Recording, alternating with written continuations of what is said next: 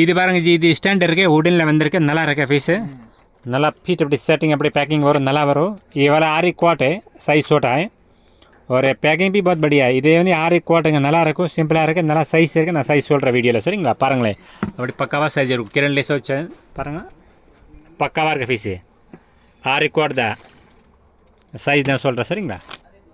இதே வந்து பாருங்கள், நம்பர் போட்டிருக்கும், நம்பர் 1, நம்பர் 2, நம்பர் 4 அப்படி நம்பர் போட்டிருக்கும். ஸோ இதே மாதிரி இந்த பிரகாரம் நம்பர் இருக்கும் இதில். இது ஹோல்ஸ் இருக்கா, இதே வந்து கீழே பாருங்கள், அப்படியே அமுக்கினா போதும், உள்ளே போய் பாருங்க, தம்பி அமுக்கிறாரு பாருங்கள், இதை ப்ரெஸ் பண்ணால் போதும். ஓகே, இதே வந்து இது ஸ்க்ரூ இருக்குது, அப்படியே மேலே ஃபிட் பண்ணணும்.